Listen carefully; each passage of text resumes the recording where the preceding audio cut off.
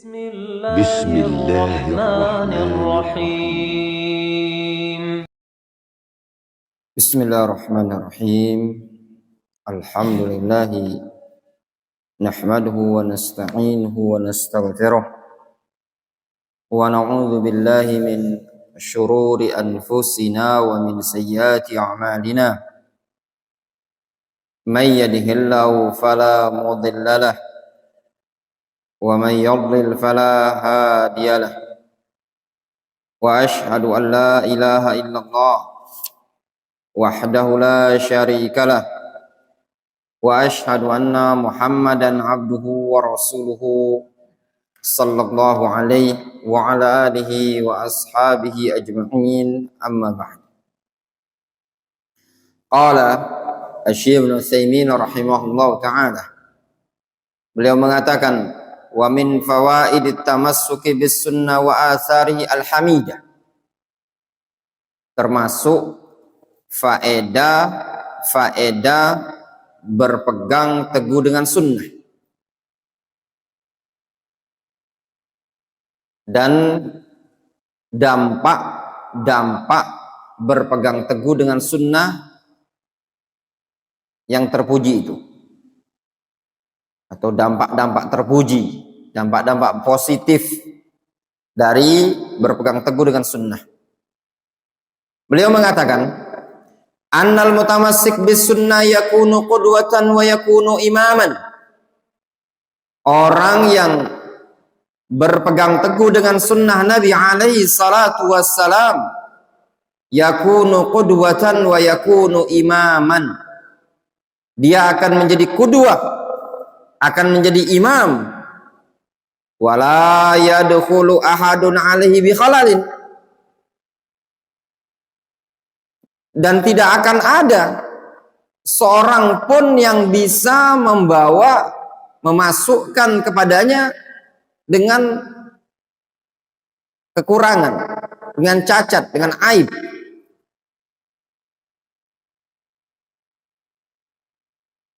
Kenapa? Li'anna alladhi yaqumu bil ibadah taqlidan li imamin min a'immatil muslimin qad yadkhul alaihi ba'dul khalal. Dikarenakan orang yang mengerjakan suatu ibadah dengan cara taklid kepada salah seorang imam, salah seorang tokoh dari tokoh kaum muslimin, qad yadkhulu alaihi ba'dul khalal. Terkadang orang tersebut masih bisa dimasuki oleh sebagian penyakit, cacat dari penyakit taklid tersebut. Wa bi kulli suhulatin yumkin ayyuqalu lahu, dan dengan segala kemudahan, dengan segala kegampangan masih mungkin akan diprotes dia tadi dengan mengatakan, ma daliluka ala hada, apa dalilmu akan perbuatan ini. Demikian ya ikhwan, orang yang tidak mau tamassuk dengan sunnah, secara khusus al-muqallid al-mutamadzhib, orang yang taklid dari kalangan orang-orang imam mazhab. Mereka kalau sudah taklid dengan mazhab muayyan, taklid dengan mazhab tertentu, apa kata mazhabnya tersebut, dia akan pegang. Yang taklid dengan Hanafiyah, yang taklid dengan Syafi'i maka Syafi'iyah, yang taklid dengan Hanbali maka Hanabila, yang muqallidah. Nah, yang seperti ini tadi masih bisa terbantahkan dengan pertanyaan, ma daliluka ala hadza, apa dalilmu akan hal tersebut. Lakin al-mutamassika bis sunnah la yastati ahadun ayyadkhula alaihi. Akan tetapi orang yang berpegang teguh dengan sunnah, maka tidak akan ada seorang pun yang mampu bisa masuk kepada dia dengan cara memberikan cacat celah. Tidak akan mungkin bisa. Tidak akan mungkin bisa menyanggah dia. Idza qala ma daliluka, apabila ada yang bertanya, ma daliluka, qal hadza fi'lur Rasul sallallahu alaihi wasallam, maka dia akan menjawab, ini perbuatan Rasul sallallahu alaihi wasallam. In kana fi'lan, kalau itu perbuatan. Aw hadza qauluhu sallallahu alaihi wasallam, atau dia akan mengatakan ini adalah sabda Rasul. In kana qaulan, kalau itu adalah ucapan Rasul. Fa huwa fi hisnin hasin, maka orang yang berpegang teguh dengan sunnah, dia berada pada benteng yang sangat-sangat kokoh. Nggak mungkin bisa dipatahkan, nggak mungkin bisa dikalahkan hujahnya. Kenapa? Dia berpegang teguh dengan sunnah as-sahihah, bukan berpegang dengan pendapat mazhab tertentu, bukan berpegang teguh dengan ormas tertentu, bukan juga dengan partai tertentu, ataupun yayasan tertentu, bukan. Dia punya dalil, dia punya ittiba, dia punya lawazim dari lawazim an-Nabi alaihi salatu wassalam. Itu orang yang berpegang teguh dengan sunnah. Orang berpegang teguh dengan hadis Nabi alaihi salatu wassalam. Wa qad sadaqa al-Imam Syafi'i rahimahullahu taala, man hafizal hadis qawiyat hujjatuhu. Siapa yang menghafalkan hadis, maka kuat hujjahnya. Sehingga seorang talibul ilmi, seorang as-sunni, as-salafi, dia harus berupaya menjadi orang yang mutajarrid lis-sunnah. Orang yang betul-betul murni untuk ittiba kepada sunnah Nabi alaihi salatu wassalam. Pegangan dia dalam beramal, pegangan dia dalam berucap, semuanya dia kembalikan kepada sunnah Nabi alaihi salatu wassalam.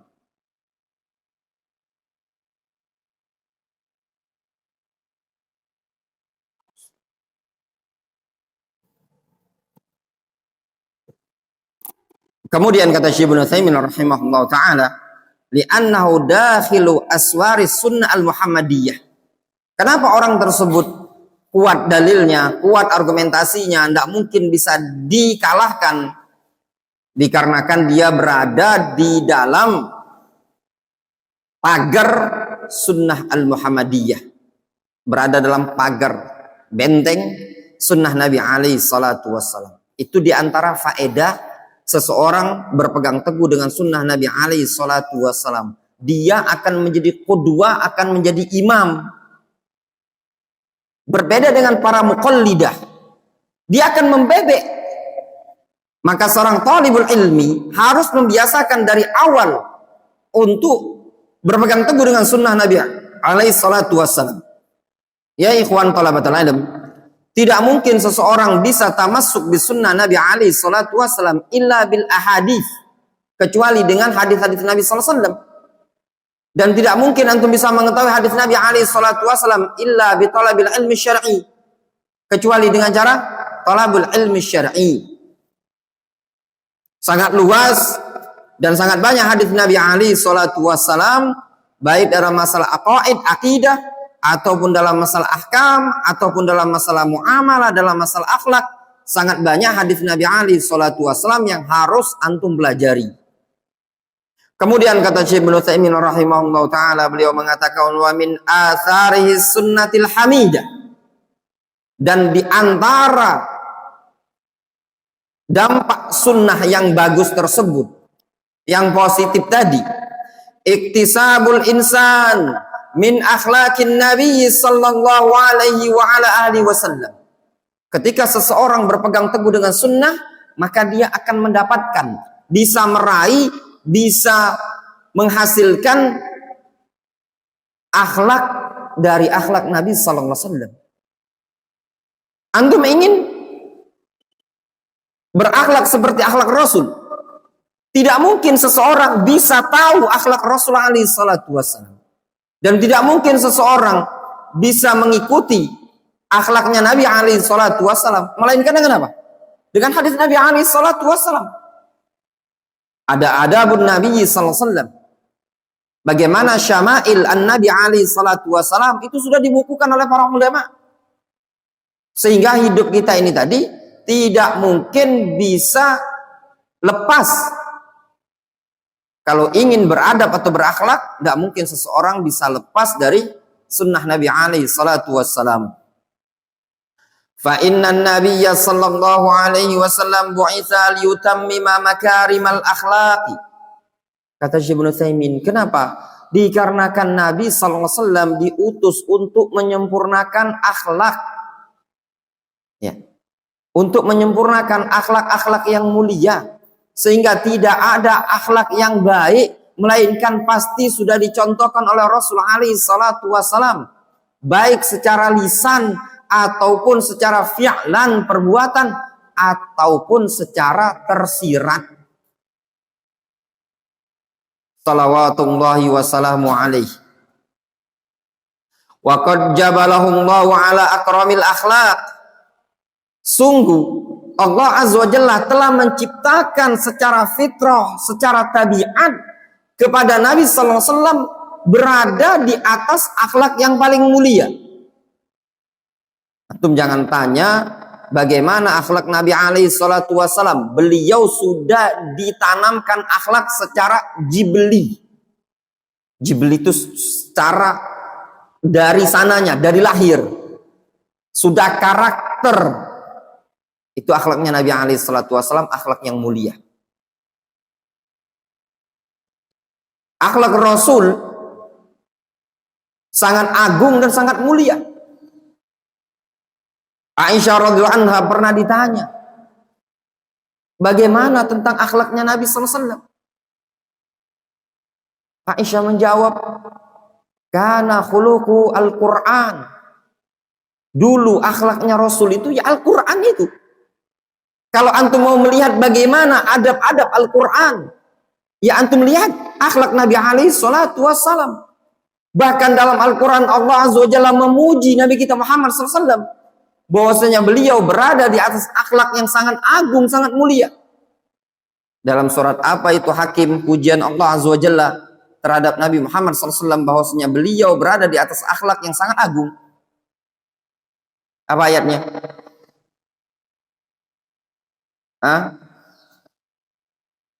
Ada Zubair,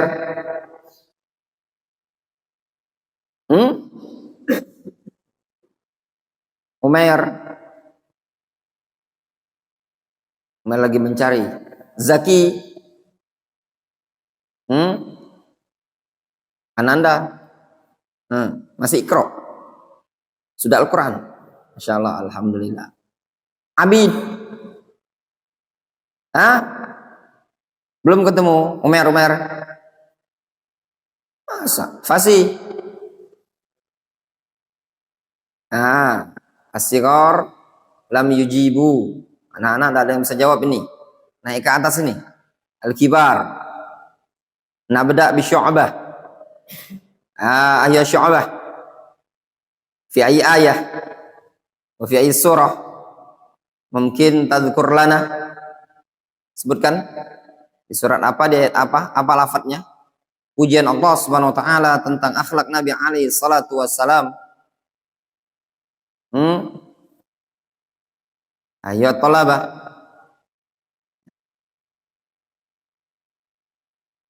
ikhwan, ya, hafalkan ya.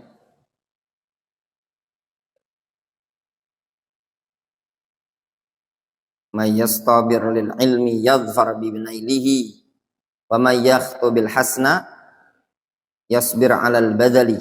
Gitu toh kata penyair, ya enggak? Kata Ibnu Hisham, apa syairnya Ibnu Hisham? Man yastabir lil ilmi yadhfar bi nailihi. Siapa yang mau sabar dalam mencari ilmu, maka dia akan beruntung dengan meraih ilmu tadi. Wa may yakhtu bil hasna yasbir 'alal badali. Siapa yang ingin meminang si hasna, wanita yang cantik, yang cakep, keren, ya, glowing, yasbir 'alal badali, dia akan siap mengorbankan apa yang bisa dia berikan, walaupun 30 juta sanggup. Ya enggak? Rasin. Katanya sebagian orang bilang, ya, diriwayatkan dari sebagian salaf, ya, lebih kurang maknanya, man dhahika al qaum dhahika alaihi. Siapa mentertawakan suatu kaum, dhahika alaihi, dia nanti akan ditertawakan pula. Ya. Ayat apa tuh?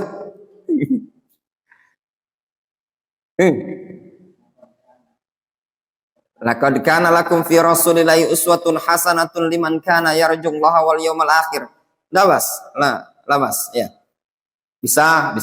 Yang lain, ana yang inginkan di satu ayat dalam surat dalam juz 29. Siapa anak-anak yang bisa jawab? Antum yang bisa jawab, ya. Yang bisa jawab anak tahfidz, itu pempek antum boleh ambil 5. Tadi Firhan bawa pempek, ya. Nggak tahu itu pempek apa harga 3.000 atau 2.500. Jelasnya antum bisa jawab anak tahfidz, itu 5 antum boleh ambil jatah pertama. Ini bisa jawab, ada Omer.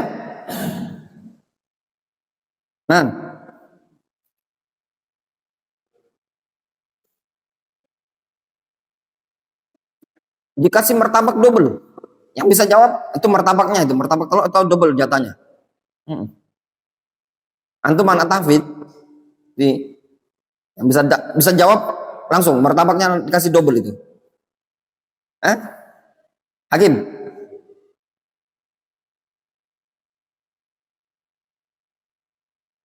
Zubair.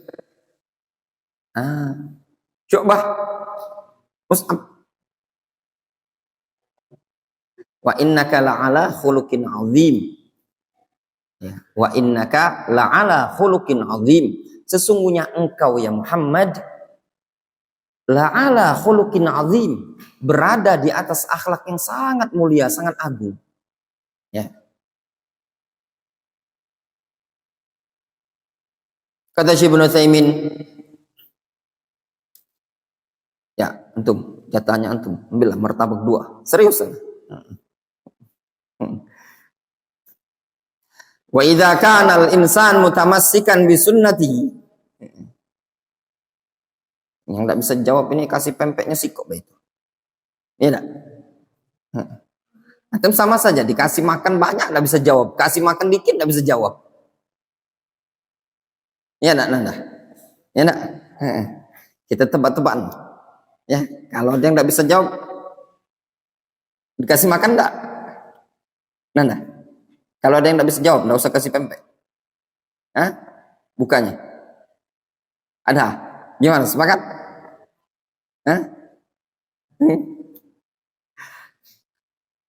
Wa idza kana al-insan mutamassikan bi sunnatihi. Apabila seseorang berpegang teguh dengan sunnah Nabi sallallahu alaihi wasallam, fasawfa yakunu ala khuluqin yuhmadu alaihi. Niscaya dia nanti akan berada di atas akhlak-akhlak yang dia nanti akan dipuji di atas akhlak tadi. Nah, itu faedahnya ikhwan.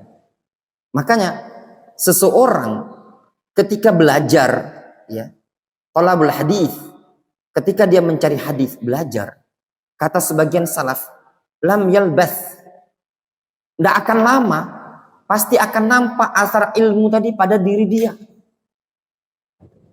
Makanya kalau seseorang betul-betul jujur, ikhlas dalam mencari ilmu, dan betul-betul dia ingin komitmen dengan sunnah Nabi alaihi salatu wassalam, maka hari demi hari akan nampak akidahnya semakin baik, ya, ibadahnya semakin baik, akhlaknya semakin baik, tutur katanya semakin bagus. Wa yuqarribuhu ila Allah azza wa jalla. Dan juga bisa mendekatkan dia kepada Allah azza wa jalla. Di anna Nabiyya sallallahu alaihi wasallam qaal, dikarenakan Nabi sallallahu alaihi wasallam telah mengatakan, akmalul mu'minina imanan ahsanuhum khuluqan. Kaum mukminin yang paling sempurna keimanannya, ahsanuhum khuluqan, adalah orang yang paling bagus akhlaknya. Ingat ya ikhwan, ketika disebutkan akhlak, itu mencakup akhlak terhadap Allah Azza wa Jalla, akhlak terhadap Rasul sallallahu alaihi wasallam, akhlak terhadap ma'annas, akhlak terhadap umat manusia, mencakupi guru kita, orang tua kita, mencakup siapa lagi? Mencakup teman kita, mencakup anak istri dan yang lainnya. Masya Allah, ahlan wa sahlan, azam. Balik dia. Suruh masuk, itu suruh masuk. Ya, udah, suruh masuk. Ya. Mungkin malu dia. Ya.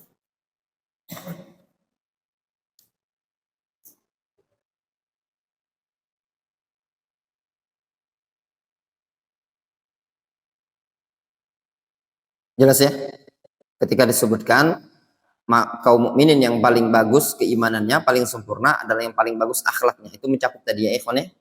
Akhlak terhadap Allah Azza wa Jalla, terhadap Rasul, dan terhadap umat manusia. Ada orang yang kadang akhlak terhadap manusia bagusnya luar biasa, top, ya,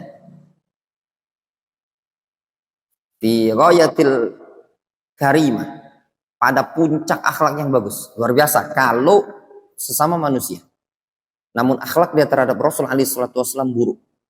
Akhlak terhadap Allah Azza wa Jalla buruk. Orang seperti ini belum dikatakan orang yang sempurna keimanannya. Terkadang didapati. Terkadang didapati. Pada sebagian kaum muslimin, orang yang akhlaknya bagus sesama manusia. Namun buruk akhlaknya terhadap Allah Azza wa Jalla. Apa bentuk buruknya? Misalkan dia terjatuh pada kesyirikan. Jatuh pada kesyirikan. Buruk akhlaknya terhadap Rasul. Apa bentuknya? Misalkan dia jatuh pada kebid'ahan. Penyelisihan terhadap sunnah. Nah, ada pula orang yang bagus akhlaknya terhadap Allah Subhanahu wa taala, akidahnya akidah Ahlus Sunnati wal Jamaah As-Salafiyah. Kalau bahasanya Syekh Ubaid Al-Jabiri, salafi qah. Nah, ya. Salafi qah. Qaf qah. Tulen bahasa kitanya tadi. Akhlak dia terhadap Rasul luar biasa, tamassuk dia. Namun ternyata ada khalal akhlak terhadap manusia. Buruknya luar biasa. Kemudian, nah orang yang seperti ini belum dikategorikan sebagai orang yang tamassuk dengan sunnah Nabi alaihi salatu wassalam. Kemudian di sini disebutkan wa min atharit tamassuk bis sunnah al mutahhar, dan di antara asar dampak berpegang teguh dengan sunnah al mutahhar, annal insan yakunu wasaton bainal ghali fi dinillahi wal jafi anhu. Ya ikhwan, berpegang teguh dengan sunnah bisa menyebabkan kita menjadi orang yang wasaton, pertengahan antara orang yang ghali, orang yang hulu di dalam agama Allah, dan antara orang yang jafi, orang yang kaku, kasar dalam agama Allah Azza wa Jalla ini tadi. Fa inna dinal Islam dinul wasat. Sesungguhnya agama Islam adalah agama yang wasat, pertengahan. La ghuluwa fihi wa la tafriq. Tidak ada hulu, tidak ada tafriq. Tidak berlebih-lebihan. Bal huwa wasatun baina hadza wa hadza. Bahkan agama Islam adalah agama yang wasatun, pertengahan. Pertengahan antara yang ekstrim dan antara yang menyepelekan. Famuttabi' as-sunnah yakunu sayruhu ila Allah azza wa jalla bima yata'abbadu lillahi bihi bainal ghali wal jafi wa yunzilu kulla syai'in manzilatahu. Orang yang ikuti sunnah, maka sair perjalanan dia menuju Allah azza wa jalla dengan apa yang dia beribadah hanya kepada Allah, posisinya adalah antara orang yang ekstrim dan antara orang yang menyepelekan, meremehkan, orang yang kaku.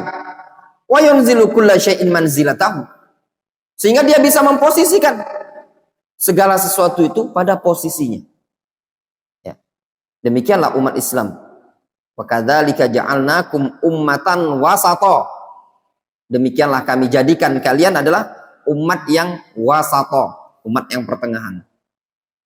Dinu Muhammadin sallallahu alaihi wasallam dinun wasat, agama pertengahan. Bainal ghali wal jafi, antara orang yang hulu dan orang yang menyepelekan, meremehkan. Wa inni dharibun mislain fi hadzal amri. Aku akan contohkan kepada engkau dua contoh dalam perkara ini. Al-mathalul awwal, permisalan yang pertama, muamalatul jahil bima yaliqu bihalihi. Muamalatul jahil, dalam menyikapi orang yang jahil, bima yaliqu bihalihi, sesuai dengan kondisinya, ikhwan. Ketika antum bertemu dengan orang yang jahil, awam, antum harus bisa memposisikan bagaimana posisi ahlus sunnah yang wasatun dalam menyikapi orang yang jahil.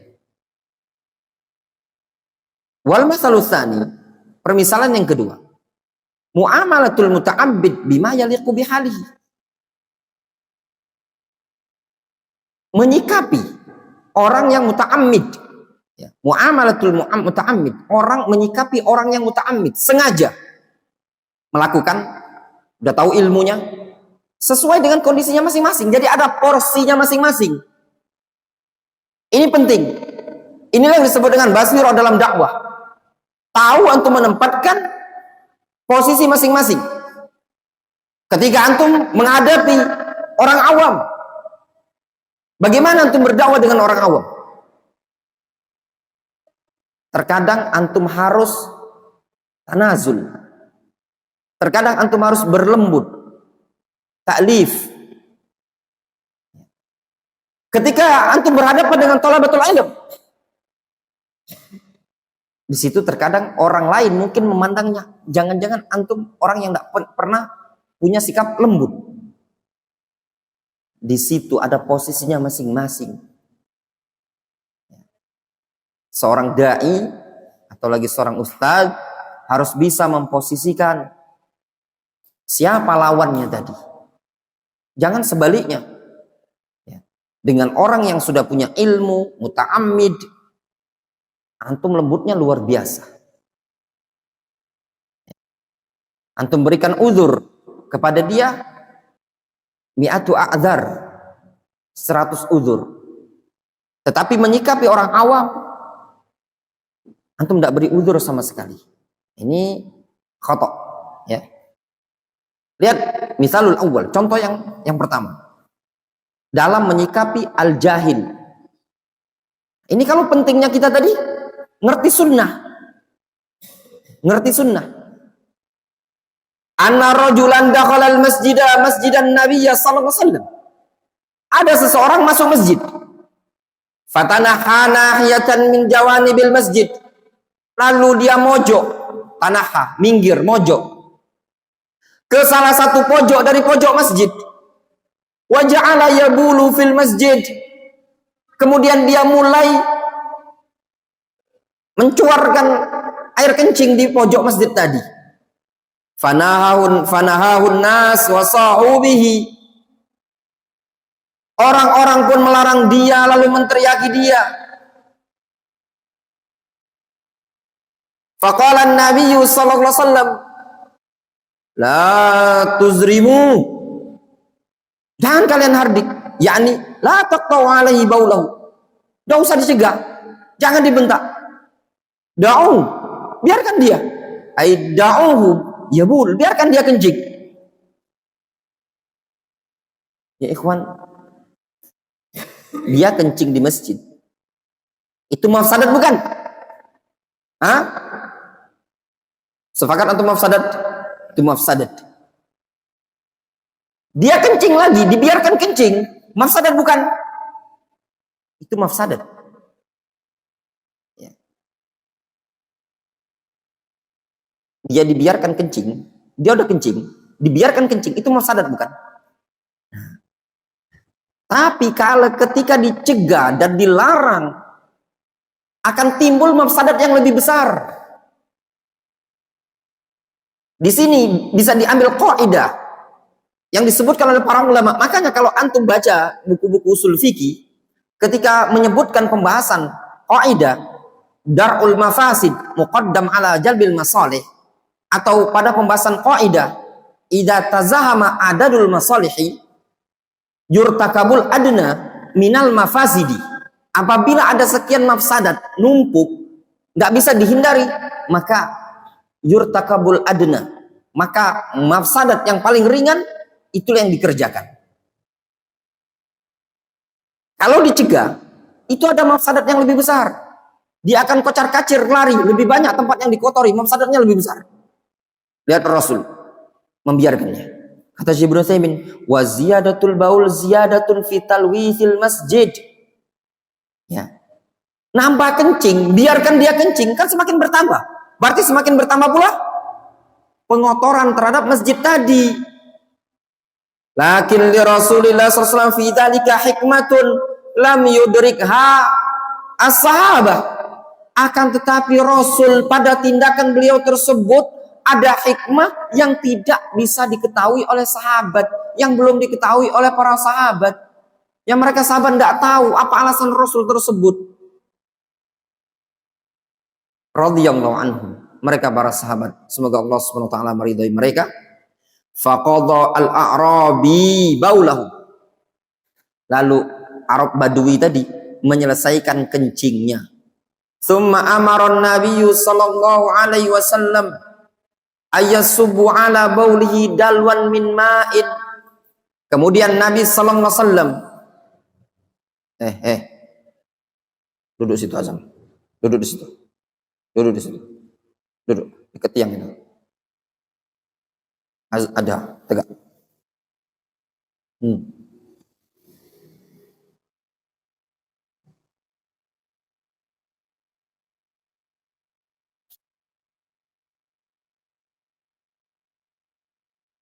Summa amara an-nabiy sallallahu alaihi wasallam ayasubu ala baulihi dalwan min ma'.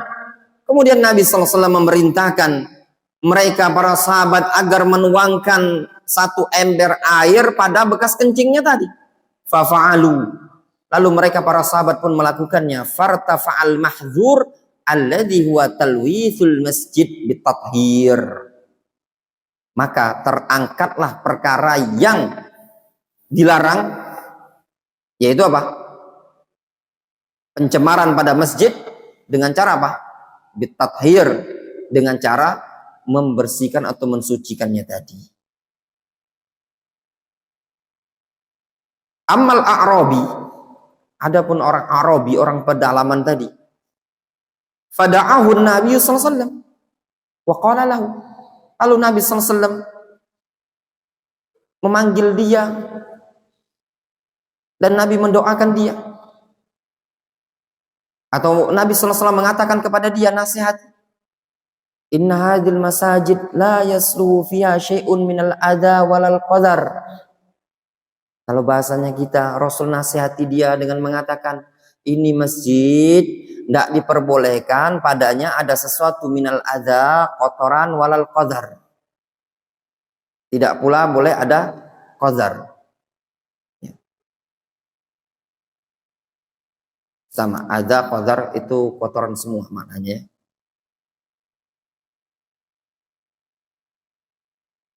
Innama hiya lis-shalah.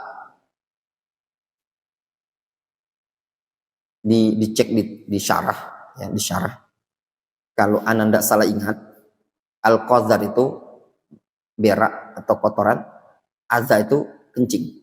Seingat ana seperti itu. Kalau dokter fikih mau cek, coba antum cek ya. Seingat ana seperti itu. Kalau ana ndak salah ingat.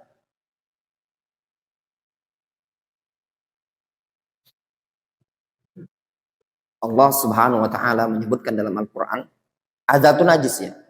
Adza. Allah Subhanahu wa taala menyebutkan dalam Al-Qur'an, wa yas'alunaka 'anil mahid. Wa yas'alunaka 'anil mahid. Mereka bertanya kepada engkau tentang haid. qul huwa adzan fa'tazilun nisaa fil mahid. Katakan ya Muhammad, haid itu adzan. Adza itu najis. Jadi ketika disebutkan lafaz adza itu bermakna najis, ya. Wal qadar, seingat anak, qadar itu kotoran. Ya. Innama hiya lis-shalah wa qiraatul Qur'an. Masjid itu untuk sholat dan untuk baca Al-Quran. Nah, ini juga fungsi masjid adalah untuk qiraatul Quran. Alangkah sangat sayangnya masjid-masjid kaum muslimin di Indonesia ini banyak, tapi sepi dari qiraatul Quran. Ya, jadi masjid itu adalah ma'wa al-muslimin, tempat berlindungnya kaum muslimin, tempat mereka mengeluhkan urusan-urusan mereka kepada Allah Rabbul Alamin. Masjid tersebut adalah tempat mereka mencari ketenangan dengan ibadah salat. Masjid tersebut tempat mereka mencari kenyamanan dengan qiraatul Quran. Itu fungsi masjid.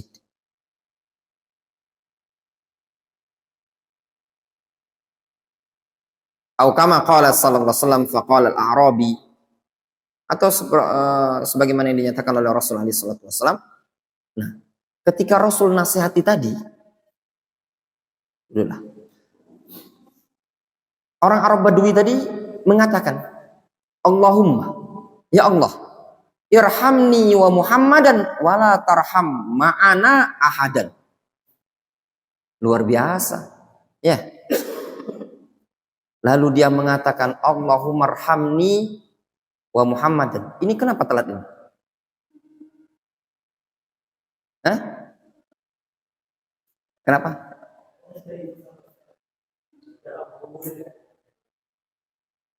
Oh, ya memang sudah izin sih, cuma kelamaan.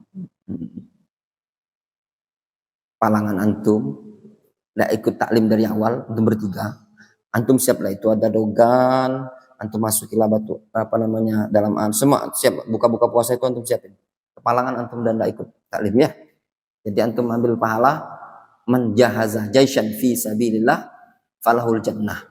Siapa yang mempersiapkan pasukan berperang di jalan Allah, maka dia akan masuk man jahaza jaishan fi sabilillah fahuwa fi sabilillah. Barang siapa yang mempersiapkan pasukan berjihad di jalan Allah, maka dia bagian dari orang yang berjihad di jalan Allah. Nah, kata Syekh Abdurrahman rahimahullah ta'ala, Syekhuna mengatakan, man a'ana ala talabil ilmi fahuwa fi talabil ilmi, wa man a'ana ala ibadah fahuwa fil ibadah. Siapa yang membantu orang menuntut ilmu, maka dia mendapatkan pahala menuntut ilmu. Siapa yang membantu orang dalam beribadah, maka dia mendapatkan pahala dalam ibadah. Jadi antum bertiga bantu kawan-kawannya antum biarlah taklim, mereka lagi berjihad fisabilillah, antum berjihad siapkan bukaan puasa itu. Ya, dah pergi situ.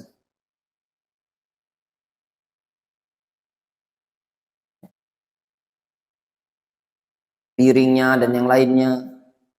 Ya. Dafa antum duduk, Dafa. Biarin suruh mereka. Ya.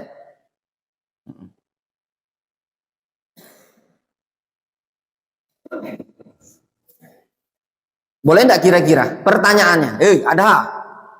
Boleh enggak kira-kira berdoa dengan doa seperti orang Arab Badui ini tadi? Dia berdoa, Allahumma arhamni wa Muhammadan wa la tarham ma'ana ahadan. Ya Allah, berikan rahmat kepadaku dan si Muhammad, dan jangan engkau berikan rahmat kepada seorang pun bersama kami. Boleh apa enggak?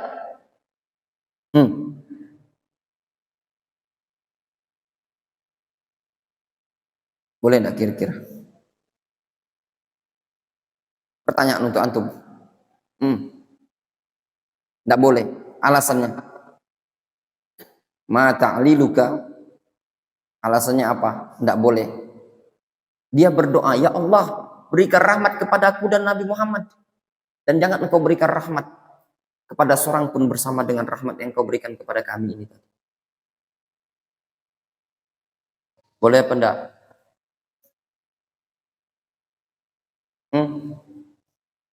Tidak boleh. Alasannya?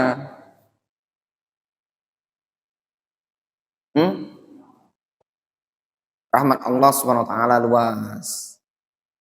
Jangan membatasi gitu ya. Ya, Nasin. Lebih kurang gitu.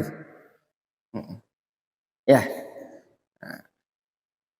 Iya, rahmat Allah Subhanahu wa taala luas. Tidak diperbolehkan. Ini digolongkan dalam bab apa namanya? Ya tidak fid doa. Ya. Ya tidak dalam doa. Terlalu melampaui batas dalam doa. Tidak diperbolehkan juga. Namanya Arab Badui. Ya. Orang pedalaman. Nah, dari sini juga bisa diambil faedah, ya ikhwan. Di sini bisa diambil faedah, memang orang-orang pedalaman terkadang mereka kaku-kaku. Ya. Kaku, kasar, jauh dari ilmu. Allah Subhanahu wa taala menyatakan al-a'rabu asyaddu kufran wa nifaqan. Orang-orang Arab pedalaman itu orang yang parah-parah kufur dan kemunafikannya. Banyak kaku mereka, ya, kasar-kasar. Namanya orang-orang pedalaman, orang-orang Badui. Makanya di kampung ya terkadang lebih susah dakwanya dibandingkan di kota. Kenapa? Orang-orang kampung kadang mereka taklidul a'ma terhadap adat istiadat, tradisi itu kental. Fanzur kaifa kanat muamalatur Rasul sallallahu alaihi wasallam lihada. Lihat bagaimana muamalah Rasul kepada orang ini. Fal mutamassik bis sunnah yaf'alu mithla ma fa'ala Rasul sallallahu alaihi wasallam. Orang yang berpegang teguh dengan sunnah, maka dia akan mengerjakan, melakukan seperti apa yang dilakukan oleh Rasul sallallahu alaihi wasallam. La yantahir al-jahil wa la yazjuruhu wa la yu'athimuhu. Dia tidak akan nyegak, membentak orang yang bodoh, tidak pula dia menghardiknya, wa la yu'athimuhu, dan tidak pula memponis, menganggap dia sebagai orang yang berdosa dikarenakan orang jahil. Walakin ya'tihi bil hikmah, akan tetapi perlu didatangi dengan hikmah, dinasihati dengan baik. Mereka itu target dakwah. Asyikhuna atau syikhuna, syikh min masyayikhina, Syekh Muqbil Ibnu Hadi Al-Wadi'i rahimahullah ta'ala, beliau sering memberikan nasihat. Kata beliau, ya ahlas sunnah sabiqu ilal awam. Wahai ahlus sunnah, kata Syekh Muqbil, dahului orang-orang awam tersebut, liyudafi'u anid din, supaya mereka orang-orang awam tersebut bisa membela agama ini tadi. Nah, ini tugasnya para dai, tugasnya para thalabatul ilm. Jangan berpangku tangan antum dalam berdakwah. Dakwah itu menggabungkan antara tarbiyah wa da'wah ila Allah. Tarbiyah dengan tadris di ma'had, ngajar, ta'siliyah, itu harus dijalankan dalam rangka mentarbiyah. Hakadah fa'alana ma syekhuna Syekh Abdurrahman fi Markizil Fiyush. Syekh ikhwan ngajar sehari, beliau ngajar itu di zaman ana ba'da zuhur, ba'da asar, ba'da maghrib, sehari 3 kali. Yang kalau di Indonesia ini saja kita ketemu ustadz sehari bisa ngajar 3 kali, itu sudah luar biasa. Syekh Abdurrahman sehari 3 kali beliau ngajar, ba'da zuhur, ba'da asar, ba'da maghrib. Yaumil khamis wa yaumil jum'ah Syekh yakhruj lid-da'wah. Syekh keluar dakwah hari Kamis. Kamis malam Jumat Syekh safar keluar ke kampung, ke Kuro, ke Korea dakwah. Jumat begitu juga. Jadi malam Kamis, malam Jumat ba'dal asar, Kamis ba'dal asar Syekh keluar dakwah. Jumat ba'dal asar beliau keluar dakwah. Terus sepekan 2 kali beliau keluar dakwah. Pengaruhnya besar ya. Keluarnya masyayikh dakwah ke kampung, ke Korea, ke kampung-kampung. Demikian juga Syekh Muqbil. Ya. Beliau kalau masalah durus jangan ditanya antum. Beliau ada darus ba'dal isya. ada daras duha, pada zuhur, pada asar. Bahkan hari Id pun beliau tidak meliburkan pelajaran. Id, lebaran itu, pada asar itu beliau tetap ngajar. Orang-orang bilang, kenapa daras? Kata Syekh Muqbil rahimahullah ta'ala, iduna atau durusuna iduna. Pelajaran kita ini, inilah idnya kita. Itu damaj ya ikhwan. Ya. Demikian juga yang dulu pernah disampaikan oleh Syekhuna Abdurrahman Al-Adani rahimahullah ta'ala. Beliau pernah mengatakan, al-awam, ya, al-awam ka'annahum waraqah baydha. Orang awam itu, kata Syekh Abdurrahman, mereka itu bagaikan kertas putih. Man sabaqa ilaiha fahuwa awwalu man kataba. Siapa yang duluan ke tempat tadi, dia akan cepat. Dia yang pertama kali menorehkan. Ya, dia yang pertama kali menorehkan. Nah, di sini tugasnya antum harus cepat-cepat. Dan tentunya ikhwan, untuk terjun ke tempat awam, antum harus punya taksiliyah bekal. Bisakah didapatkan dengan pelajaran online? Tidak bisa. Anak katakan tidak bisa. Bisakah didapatkan dengan qiraatul kutub? Tidak bisa. Semua itu antum akan dapatkan dengan duduk an-nazar ilal masyayikh, dengan guru langsung. Dan ana tidak katakan hulu terhadap negeri Yaman.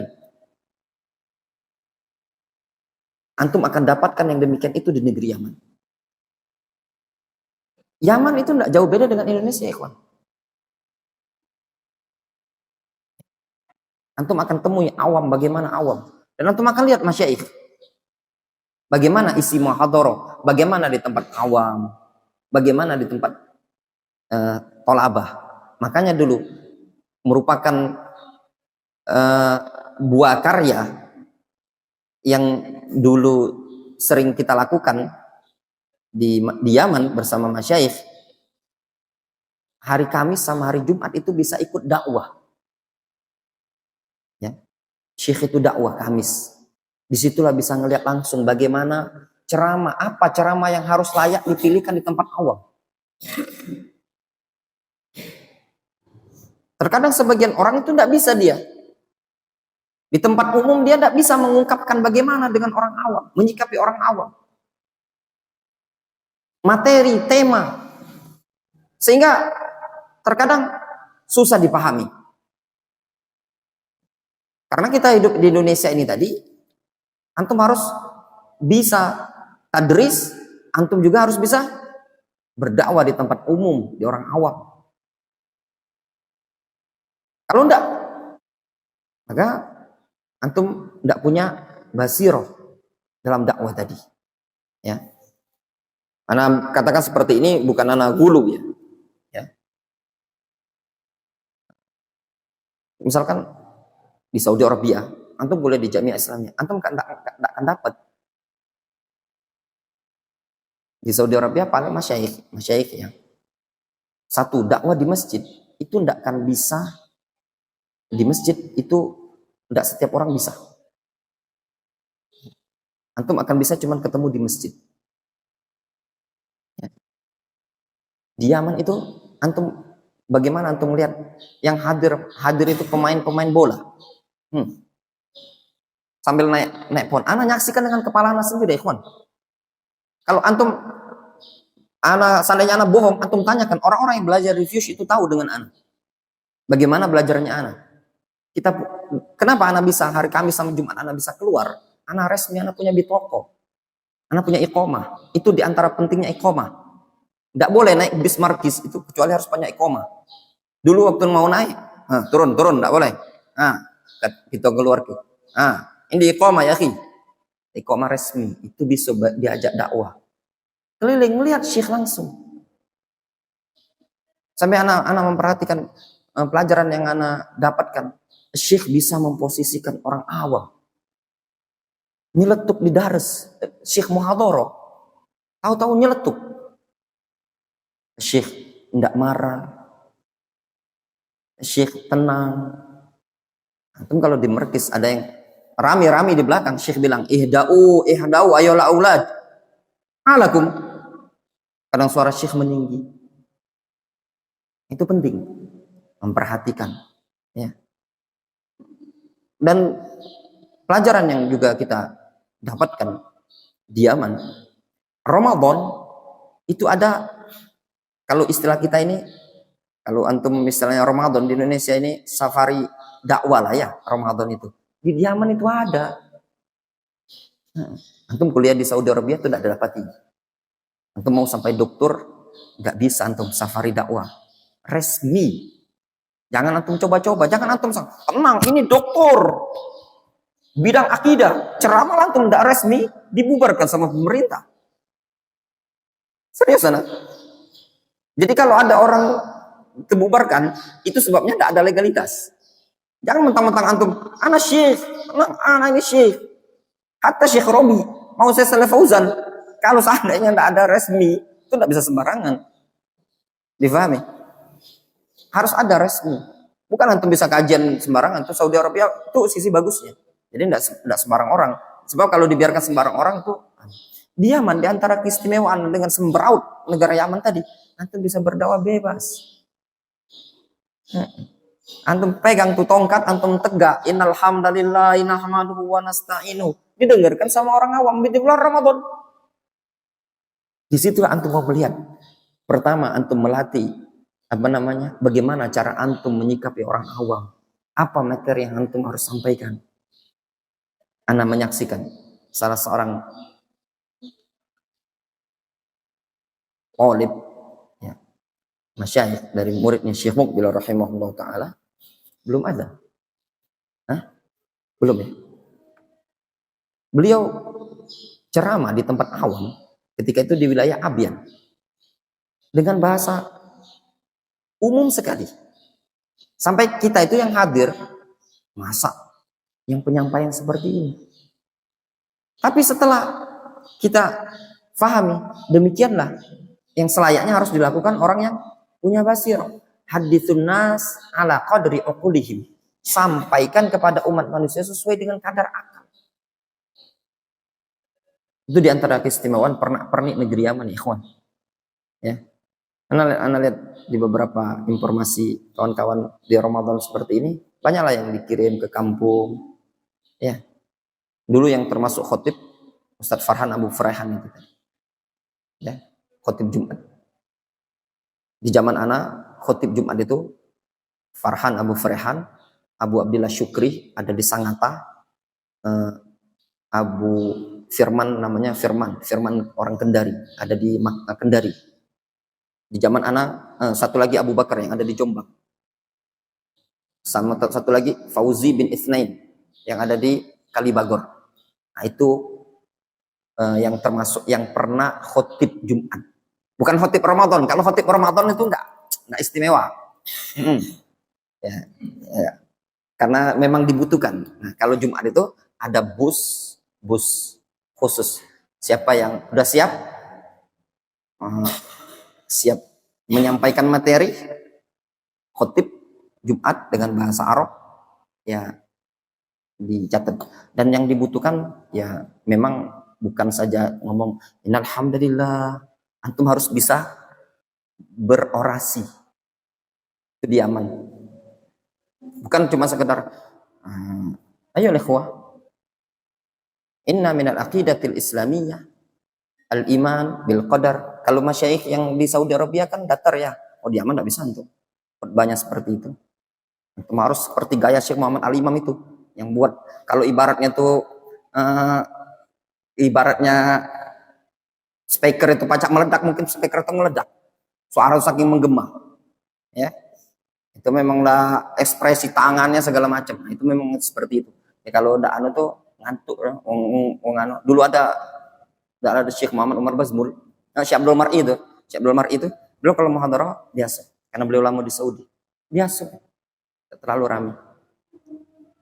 Datang dulu, kalau nggak salah, Ali Razihi itu kalau muhadarah, ramai nian. Mereka tidak biasa kalau di Yaman dengan gaya selu. Dulu Syekh Muhammad Ahmad Bazmul pernah ke Yaman. Ahmad Bazmul. Beliau muhadarah santai selu. Tidak rame. Syekh Abdullah Mar'i. Nah, kalau Syekh Al-Imam, Syekh Abdullah bin Utsman, Syekh Abdullah bin Sulman Az-Zamari pernah datang ke Fuse, itu luar biasa. Nah, jadi di situ itu pun dibutuhkan dengan kondisi, lingkungan, tempat. Ya, inilah maksudnya namanya basirah fid dakwah. Jadi antum harus bisa memposisikan awam dan yang lainnya tadi. Ya, ingat yang apa yang anda sebutkan tadi, muqarana antara belajar di Saudi Arabia dengan di Yaman bukan berarti untuk meremehkan Saudi Arabia atau menyanjung berlebihan Yaman. Enggak, masing-masing punya keistimewaan.